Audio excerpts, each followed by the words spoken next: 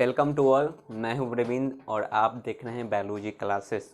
आज हम बात करेंगे यूकैरियोटिक कोशिकाओं के बारे में, यूकैरियोटिक सेल के बारे में। इससे हम पिछले क्लास में हम देखे थे प्रोकैरियोटिक सेल और यूकैरियोटिक सेल में क्या डिफरेंस है, क्या अंतर है, और हम लोग प्रोकैरियोटिक कोशिकाओं की संरचना के बारे में बड़ी अच्छा से डिटेल से हम लोग अध्ययन किए थे। तो आज हम लोग पढ़ेंगे यूकैरियोटिक कोशिका के पार्ट के बारे में कि यूकैरियोटिक कोशिका के कितने भाग हैं। देखिए, इससे पिछले यदि वीडियो आप नहीं देखे हैं तो सबसे पहले इस पिछले वाले वीडियो को देख लीजिए, उसके बाद इसको आप अच्छी तरीके से समझ सकते हैं। तो चलिए पहले समझिए बात कि हम प्रोकैरियोटिक कोशिका देखें उसमें केंद्रक झिल्ली नहीं होती है, उसमें मतलब झिल्ली युक्त कोशिकांग नहीं पाए जाते हैं, ठीक। लेकिन सिर्फ प्रोकैरियोटिक कोशिका में और यूकैरियोटिक में कोशिका में देखा क्या देखें कि उसमें केंद्रक जो होता है झिल्ली द्वारा घिरा होता है, उसमें मतलब विभिन्न प्रकार के यानी झिल्ली युक्त कोशिकांग पाए जाते हैं। तो इस तरीके की संरचना देखे थे, ठीक है ना। तो देखिए यहाँ ध्यान दीजिए, आज हम लोग पढ़ेंगे यानी यूकैरियोटिक कोशिका के भाग, पार्ट्स ऑफ यूकैरियोटिक सेल, ठीक है ना। तो यूकैरियोटिक सेल के बारे में हम देखेंगे तो आप समझ चुके हैं।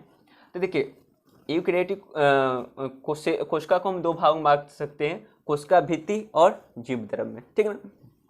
चलिए सबसे पहले यहाँ समझिए, यदि हम कोशिका को मान लिया ऐसा गोल है इस तरह से, तो इसके अंदर जो चीज़ भरा होगा, ठीक ना, यह कोशिका भित्ति है, बाहरी आवरण कोशिका भित्ति है, और इसके अंदर जो भरा हुआ द्रव है, जो भी पदार्थ इसके अंदर है, वह जीवद्रव्य है। तो हम यूकैरियोटिक कोशिका को दो भाग में बांटते हैं, एक बाहरी आवरण जिसे कोशिका भित्ति कहते हैं, और इसके अंदर जो भाग जो जीवित पदार्थ है उसे हम जीवद्रव्य कहते हैं, प्रोटोप्लाज्म कहते हैं, ठीक। दिक्कत? चलिए, तो कोशिका भित्ति और जीवद्रव्य दो भागों में बांटते हैं। देखिए, तो कोशिका भित्ति तो बाहरी आवरण हो गया। अब जीवद्रव्य को हम तीन भागों में बांटते हैं, कोशिका झिल्ली, ठीक है ना, सेल मेम्ब्रेन, कोशिका द्रव, साइटोप्लाज्म और केंद्रक। तो केंद्रक क्या है कि ये जो जीवद्रव्य है ना, इसके अंदर, ठीक ना, बीच में एक गोल सा रचना होता है जिसे हम क्या कहते हैं, केंद्रक कहते हैं, ठीक। और इसके जो है ना, और कोशिका भित्ति के नीचे क्या होता है, कोशिका झिल्ली पाई जाती है, ठीक ना, कोशिका भित्ति झिल्ली होगा इसके नीचे, ठीक। तो इस तरह की संरचना होता है। देखिए, कोशिका भित्ति जो है ना, सेल वाल, ठीक ना, पादप कोशिका में पाए जाते हैं, शैवाल की कोशिका में पाए जाते हैं, कवक की कोशिका में पाए जाते हैं, कुछ प्रोटिस्ट जो है सेल है उसमें कुछ सेल वाल पाए जाते हैं। यह सेल वाल जो कोशिका भित्ति है जंतु कोशिका में नहीं पाया जाता है, ठीक। तो कोशिका झिल्ली होता है उसके नीचे, और ये भाग जो बीच में है गोलाकार भाग, वह केंद्रक है, न्यूक्लियस है, और यह जो पार्ट बच गया उसे हम बोलते हैं जीवद्रव्य, ठीक ना। किसके पार्ट को बात करें, न्यूक्लियस और मतलब पूरे जीवद्रव्य में यानी कोशिका द्रव पूरे यानी कोशिका झिल्ली है और इसके अंदर यह केंद्रक है।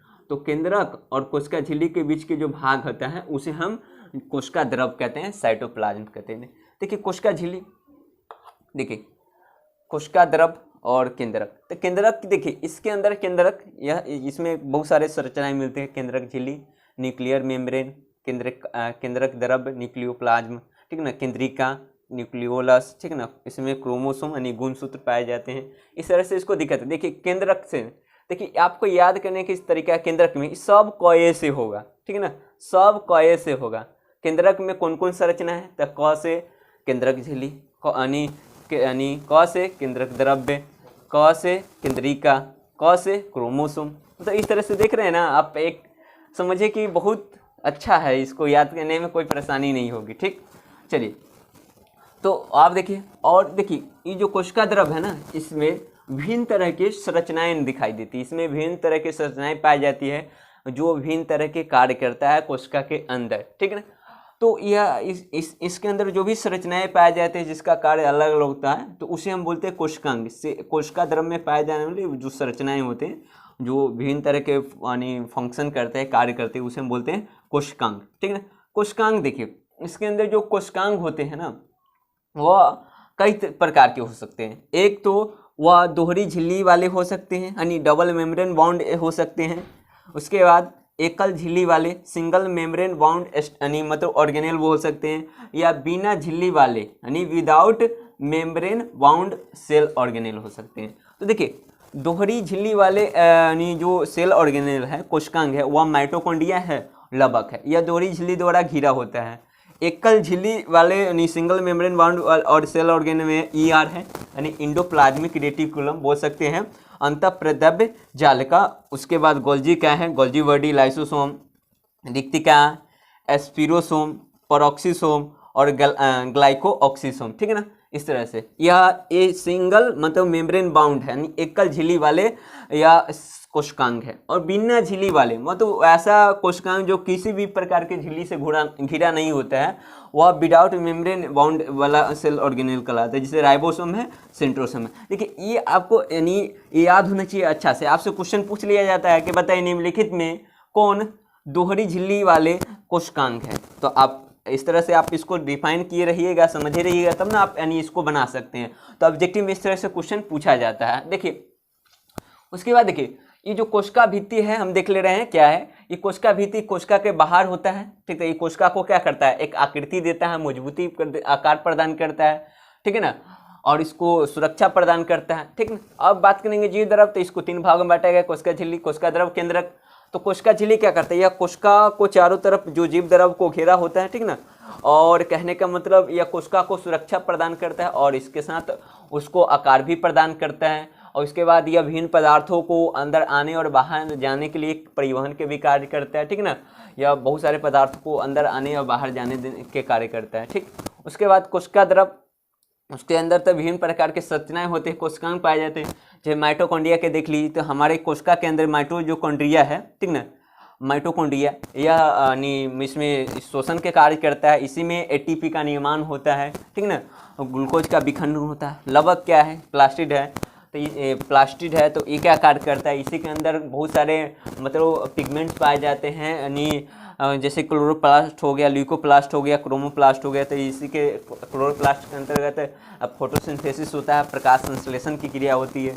उसके बाद देखिए ER एंडोप्लाज्मिक रेटिकुलम, तो एंडोप्लाज्मिक रेटिकुलम यह क्या करता है, यह प्रोटीन संश्लेषण के कार्य करता है, वसा संश्लेषण के कार्य करता है, और भी ये फैला होता है तो विभिन्न प्रकार के परिवहन के काम करता है, कंकाल तंत्र के निर्माण करता है कोशिका के अंदर।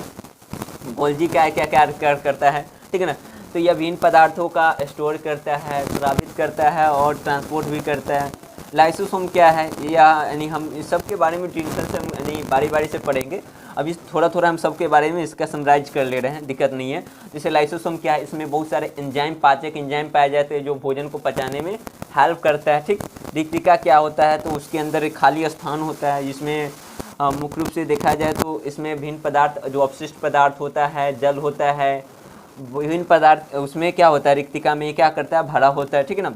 यह कोशिका को एक टर्जिटी देता है, स्फीति प्रदान करता है, तो सारे बात हम देखेंगे। स्पिरोसोम क्या है, तो स्पिरोसोम, पेरोक्सिसोम, ग्लाइकोऑक्सीसोम, इस सब जो भी संरचनाएं होती है कोशिका के अंदर, इसमें एंजाइम पाए जाते हैं और विभिन्न प्रकार के फंक्शन करते हैं। जैसे स्पिरोसोम जो है, ठीक है ना, तो यह बहुत सारे फैट का स्टोर करता है, ठीक है ना, और उसका मतलब सिंथेसिस करता है, मतलब इसका निर्माण और इकट्ठा एकत्रित करने का काम करता है। पेरोक्सिसोम क्या है, तो यह फोटो रेस्पिरेशन में हेल्प करता है, यानी प्रकाश शोषण में सहायता करता है। उसके बाद बहुत सारे और भी पदार्थ का यह मतलब यानी उपापचयी क्रियाओं में सहायता करता है, ठीक है ना। ग्लाइकोऑक्सीसोम, तो ये क्या करता है, जो फैटी एसिड है, ठीक है ना, वसीय अम्ल है, उसे कार्बोहाइड्रेट में बदलता है। इस तरह से इसका काम हो गया, ठीक है ना। आप देखिए राइबोसोम, तो राइबोसोम क्या है, इसे प्रोटीन का फैक्ट्री कहा जाता है, यह प्रोटीन का निर्माण करता है, ठीक है ना, प्रोटीन सिंथेसिस के काम करता है। सेंट्रोसोम क्या है, तो देखते हैं जब कोशिका विभाजन होता है तो उस समय सेंट्रोसोम कोशिका विभाजन में हेल्प करता है, ठीक है ना। इस सब के बारे में डिटेल पढ़ेंगे। केंद्रक समझिए कि ये जो केंद्रक है, केंद्रक नहीं होगा तो कुछ भी नहीं होगा, ठीक है ना। समझिए कि कोशिका के मालिक केंद्रक को कहा जाता है। केंद्रक ही इसके अंदर जो भी मेम्ब्रेन है या सेल ऑर्गेनेल है, किसको क्या करना है, यह केंद्रक डिसाइड करता है। तो केंद्रक कोशिका के अंदर एक महत्वपूर्ण संरचना है, ठीक है ना। इस तरह से हम देख सकते हैं, जैसे समझिए कि डायरेक्टर है, इस घर के मुखिया है, हेड में है, यही, ठीक है ना, यही इसी के अनुसार सब काम करता है। किसको क्या करना है यह सलाह देता है, यह इसमें ये इन्फॉर्मेशन के काम करता है, देता है, उसके बाद सब काम होता है, इसके बिना कुछ नहीं हो सकता है, ठीक है ना। तो केंद्रक झिल्ली यह एक आवरण द्वारा घिरा होता है, तो केंद्रक झिल्ली इसको प्रोटेक्ट करता है। केंद्रक द्रव होता है, इसमें जो द्रव पाया जाता है उसे हम केंद्रक द्रव कहते हैं। केंद्रिका एक गोल संरचना होता है, ठीक है ना। इस तरह से जो यानी आरएनए ये सब के सिंथेसिस में हेल्प करता है, ठीक ना। क्रोमोसोम गुणसूत्र जिसमें आनुवांशिक पदार्थ पाए जाते हैं, ठीक, जिसमें डीएनए होता है, ठीक है ना। इस तरह से हिस्टोन प्रोटीन होता है, इसमें आनुवांशिक पदार्थ होता है, माता पिता गुण इसी में होता है। तो आप इसको डिटेल से समझ लिए कि यानी यूकेरियोटिक कोशिका क्या है, इसके कितने भाग हैं और इस तरह की संरचनाएं आपको याद होना चाहिए। देखिए बहुत सारे संरचनाएं जो होते हैं प्लांट सेल में और एनिमल सेल, ठीक ना। बहुत सारे संरचनाएं प्लांट सेल में पाया जाता है, बहुत सारे संरचनाएं मतलब एनिमल सेल में पाया जाता है, ठीक है ना। कुछ ऐसा संरचना है जो पादप कोशिका में यानी प्लांट सेल में नहीं पाया जाता है, कुछ ऐसा संरचना है जो एनिमल सेल में नहीं पाया जाता है। अधिकांश ऑलमोस्ट जैसे कि कोशिका भित्ति जो है यह पादप कोशिका में पाया जाता है, जंतु कोशिका में नहीं पाया जाता। उसके बाद देखिए लवक लीजिए, प्लास्टिक देख लीजिए, तो यह पादप कोशिका में ही पाया जाता है, जंतु कोशिका में नहीं पाया जाता है। आप देख लीजिए रिक्तिकाएं दोनों में पाए जाते हैं, लेकिन मुख्य रूप से पादप कोशिका में पाया जाता है। इस तरह से बहुत सारे संरचना है, ठीक है। सेंट्रोसोम देख लीजिए तो पादप कोशिका में नहीं पाया जाता है, ठीक।